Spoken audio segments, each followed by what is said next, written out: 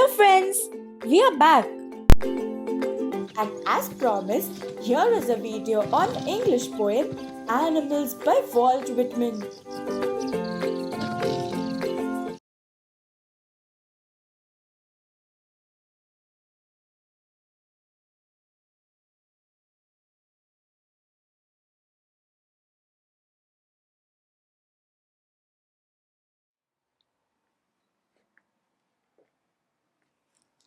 Welcome to the world of animals.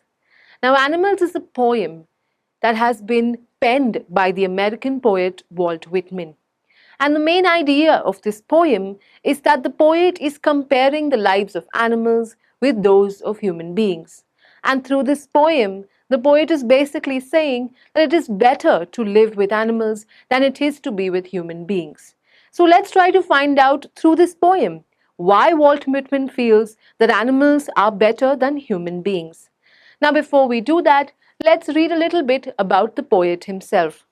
Now, Walt Whitman was alive in the 19th century. Not only was he an American poet, but he was also a government clerk, a teacher, and even a journalist. Now, he is famously known as the father of the free verse. And what does free verse mean? Free verse means that there is no rhyme scheme to his poems. And this may seem like a very small thing today, but back then it was a very great thing to defy the age-old custom of rhyming words in your poem. And in this way, you can say that he was a little rebellious in his nature. In fact, he was not only this way in his poetry, he was the same way that is a rebel even in his social and personal life. And it was this wonderful legacy of his that he has left behind and therefore carved a name for himself, not only in terms of poetry, but also as a stalwart in social and personal life. And therefore now let's see what exactly is he trying to tell us through this beautiful poem known as Animals. So let's begin this journey together. In this poem, let's see what the poet is telling us. The poet says that I think I could turn and live with animals. They are so placid and self-contained. I stand and look at them long and long. Now here the word turn means to transform. The word placid means not easily upset or excited. And the word self-contained, as you might have guessed, means to be complete in one's own self. So we can see from the first stanza of this poem, what is Walt Whitman trying to tell us? He is trying to say that I could turn, that is, I could transform and make this radical decision that I just want to leave everything and go and live with animals. So the poet is saying I want to make this different decision in my life where I just want to go and live with animals. And why does he want to do that? He wants to do this because they are so placid. That is, they are not easily excited and neither are they so easily upset. They are also self-contained. They are complete in oneself. They are content with what they have. Now, why is the poet saying this? Obviously, the poet is trying to compare these qualities of animals as opposed to the same qualities that he doesn't find in human beings. So obviously, he's saying that human beings, on the other hand, are never content. They are never happy with what they have.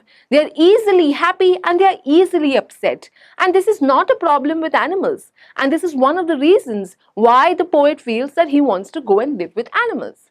And he says that he is so fascinated by these qualities of animals that he can stand and look at them and gaze at them long and long. That is, gaze at them for hours and hours at a time.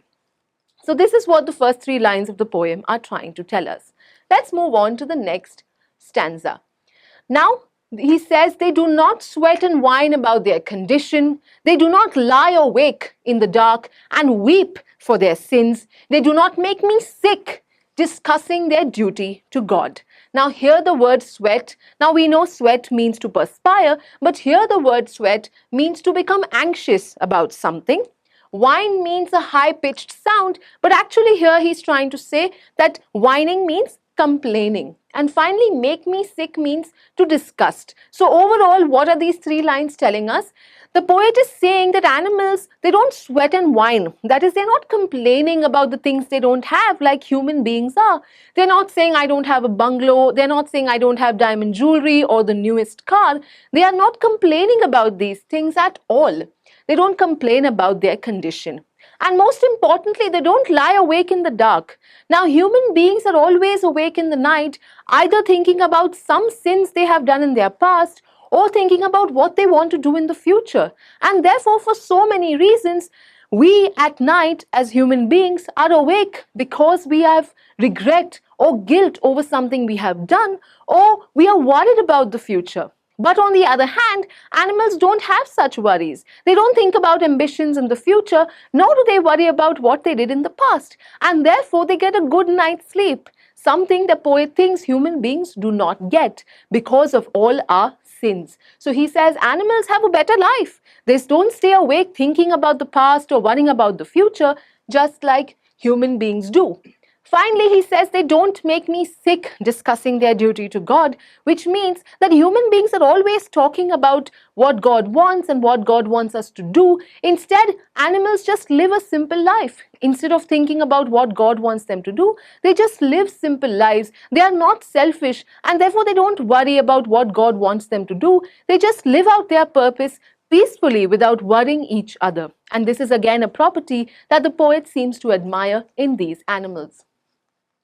We move on to the next stanza. He says, not one is dissatisfied, not one is demented with the mania of owning things. Here the word demented means to behave irrationally in a way of madness, and the word mania means a sort of craze. So here the poet is saying that look at these animals. They are not crazy about things. They don't want to own things. They don't want the newest PlayStation. They don't want the best laptop or the newest car. So they're not bothered about things that they own, that they can collect and call their own. And they are not demented with this idea. So many times adults, children are always obsessed with something, and we throw a tantrum if we don't get it. But animals are not that way. They don't obsess over things, and therefore they are not dissatisfied.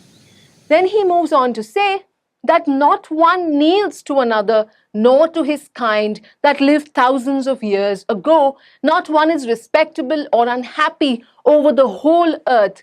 So they show their relations to me, and I accept them.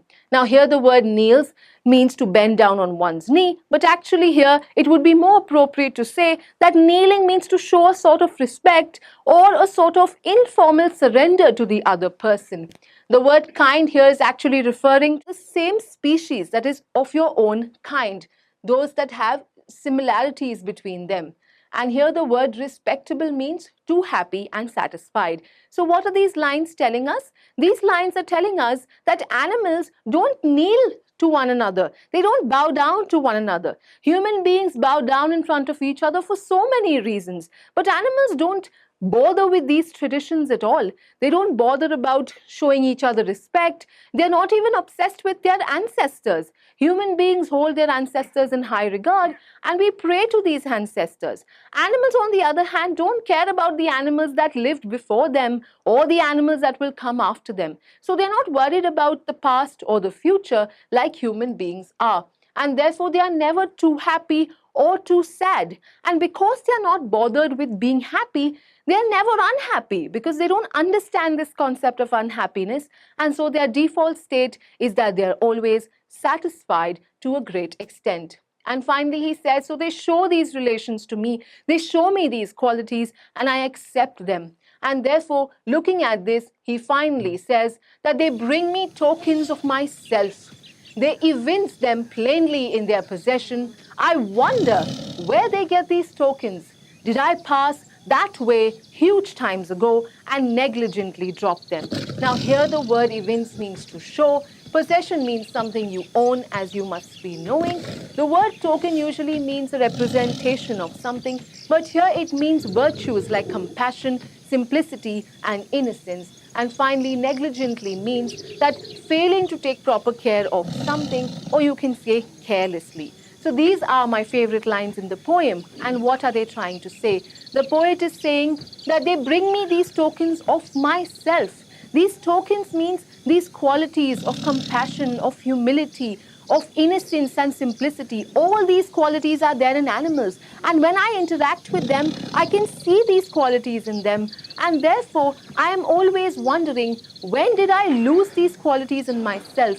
So here he's making a comment on human beings, that as a human being, I must have had these qualities too. I must have been compassionate and simple and innocent. But through the journey of life, when I was growing into an adult, somewhere I lost these qualities, and now I can see it in these animals, and I'm wondering, where did I lose these properties in my path to becoming the human being that I am today? So finally, I can say that he's making a comment on the civilization of human beings. That is, what happened to us. Surely we were also compassionate and humble, but somewhere in our quest for civilization and urbanization and industrialization, we forgot about these qualities that today he can see in these animals, and obviously he greatly admires them. So this was the poem Animals by Walt Whitman. This was a line-by-line analysis. We will now move on to the figures of speech.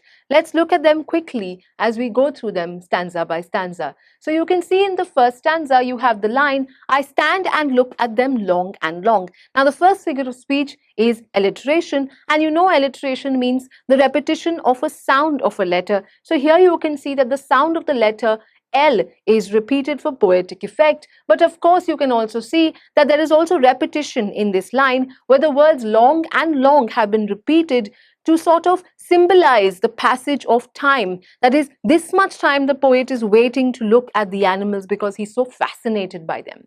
The next figure of speech is in the line, they do not sweat and whine about their condition, and we have the figure of speech onomatopoeia. Now, why is it onomatopoeia? Because the word sweat and whine suggest sounds where the people are complaining about their condition, and therefore the word sweat and whine suggests sound, and therefore the figure of speech is onomatopoeia.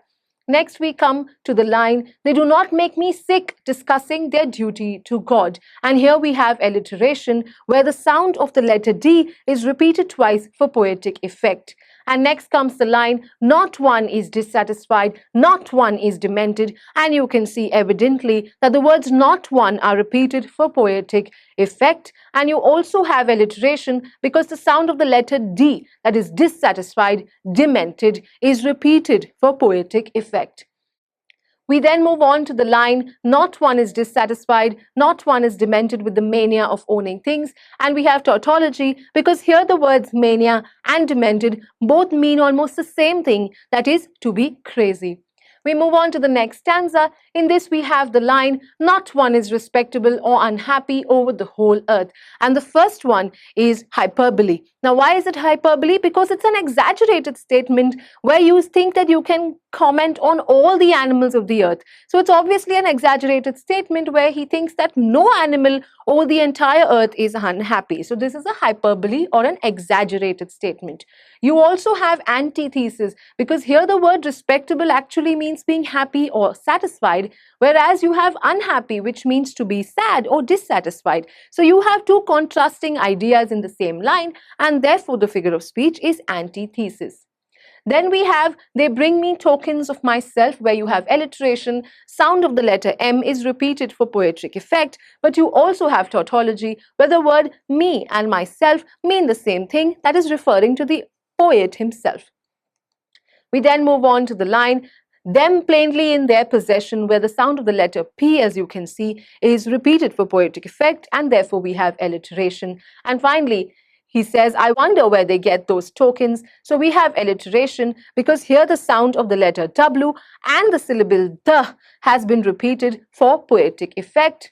And the last one is, did I pass that way huge times ago and negligently drop them? And as you can see, this is a question, and therefore the figure of speech is interrogation. Now, why is it interrogation? Because here the poet is concluding the poem with a question, but he's not doing that to elicit an answer from the reader. Rather, this question has been asked so that the reader thinks deeply about what the question means. And therefore, because the question has been asked, but an answer is not expected, this figure of speech is known as interrogation. You also have another figure of speech, that is hyperbole, and it is hyperbole because the words huge times ago actually are an exaggeration. What he's just trying to say is that there has been a long time since these tokens have been expressed by humans. So instead of symbolizing the passage of time, he has said huge times ago, which is an exaggeration of the passage of time. So this completes the entire figures of speech list for this poem. I hope you enjoyed being on this journey with me into the world of animals, which was created for us by Walt Whitman, the father of the free verse. Thank you. Friends, we hope you liked the video. Our next video on difference between mass and weight will be released on 18 June 2018. Our learning must always go on. Also, if you want us to create a video on a topic of your choice, please mention the topic name in the comment box below. We thank you for your trust and patience in us. Target books for Standard 10 will now soon be available. Please type SSC and send an SMS to 8828321013 so that we can immediately inform you once English and Marathi medium books for Standard 10 are launched. Thank you.